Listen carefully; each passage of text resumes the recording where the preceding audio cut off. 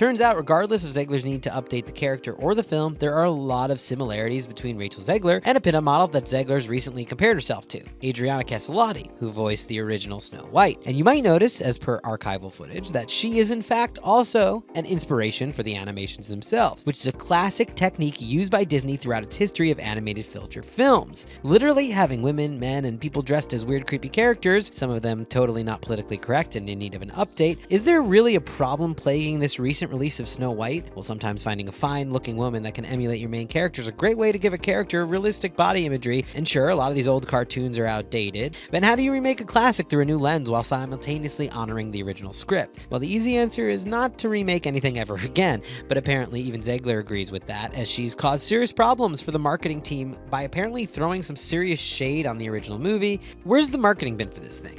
The half CGI and live-action remake seems to have us all asking questions like, why does an errant fair maiden find herself lost in the woods among 7 sneezy, lazy, bashful, etc. magical woodland men? And how updated could you actually make this film? Well, CGI and creating realistic characters in a fantasy world is what Disney does best, honestly. But you don't even have to look to that long ago to see that Disney animating actual swimsuit-clad ladies, to make an actual mermaid per se, is something that really happened. To fully realize the story of the mermaid princess Ariel, for example, animators again turned to the old school methods and brought in a model to act out some scenes. This time, Disney recruited a woman who wasn't the voice actress, but a woman named Sherry Stoner, a member of the improv comedy group The Groundlings. Walt Disney Studios, since hanging around with a fish is pretty much Ariel's jam, Stoner acted out scenes with puppets hanging out with fish. Instead of the adorable flounder, though, Stoner had to chat with a character straight out of a puppet show about meth-addicted velociraptors. Weirder still, for some reason, the step in the process took place after the voice acting was recorded, so in the making-of footage, you can see Stoner lip-syncing to the dialogue, not unlike an episode of Baywatch that inexplicably takes place on the Star Trek hold.